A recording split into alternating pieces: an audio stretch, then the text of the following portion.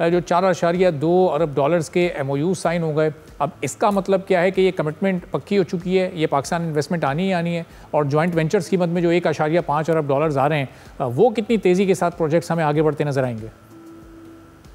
बहुत शुक्रिया। I think बहुत सिग्निफिकेंट था आज की जो B2B कॉन्फ्रेंस थी, प्राइम मिनिस्टर की स्पीच, उसके बाद जितने भी MOU साइन हुए वो तमाम एटलीस्ट ये जरूर साबित करते हैं कि, और मैं ये इसलिए भी ये बात कर रहा हूँ क्योंकि पिछले एक महीने से और उससे ज्यादा के अरसे में SIFC में और बोर्ड ऑफ इन्वेस्टमेंट का बहुत क्लोजली इसको काम कर रहा था, और प्राइम मिनिस्टर के ऑफिस जो है वो खुद इसको सुपरवाइज कर रहा था। तो उस लिहाज से ये बहुत इंपॉर्टेंट है। नेचुरली MOUs हैं, और आगे जब ये कॉन्ट्रैक्ट साइनिंग की फेज में जाएंगे उसके लिए बहुत ज़रूरी है कि बहुत ही अच्छे हैंड होल्डिंग की जाए। हमारे जो SIFC के सेक्टर स्पेशलिस्ट हैं वो इनकी हैंड होल्डिंग करें।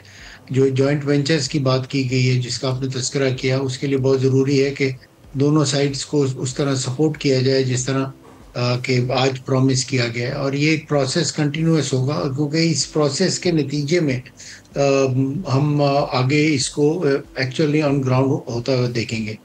ये बात तो जरूर जाहिर है, आज के जिस जिस लेवल की प्रेजेंस थी चाइनीज साइड से भी पाकिस्तानी साइड से भी, कि लोगों को इंटरेस्ट तो है, और ये interest whole of government approach की वजह से नजर आ रहा है। लेकिन नेचुरली जैसा मैंने कहा कि इनकी actual manifestation on ground projects के आने के लिए बहुत जरूरी है कि एक वन विंडो बनाई जाए SIFC में, और ये मंथली बेसिस पे इसको मॉनिटर करें, प्रोग्रेस को डायरेक्ट उनके साथ लेजॉन रखें, ताकि ये लोग भी जब क्योंकि नेचुरली इन प्रोजेक्ट्स की इम्प्लीमेंटेशन के लिए पाकिस्तान भी आएंगे, ये जो इन्वेस्टर्स हैं इनको door to door service provide की जाए।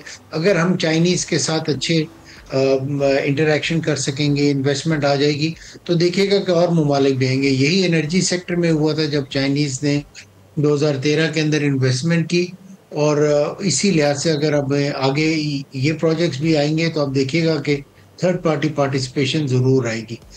मुझे खुशाइन बात इसमें ये नजर आती है कि इसके अंदर कुछ ऐसे भी प्रोजेक्ट साइन किए गए हैं जो टिबेट सेक्टर से ताल्लुक है। हम बहुत अरसे से मिस कर रहे थे, अब हम टिबेट सेक्टर को और कैपेसिटी बिल्डिंग को की तरफ भी जा रहे हैं।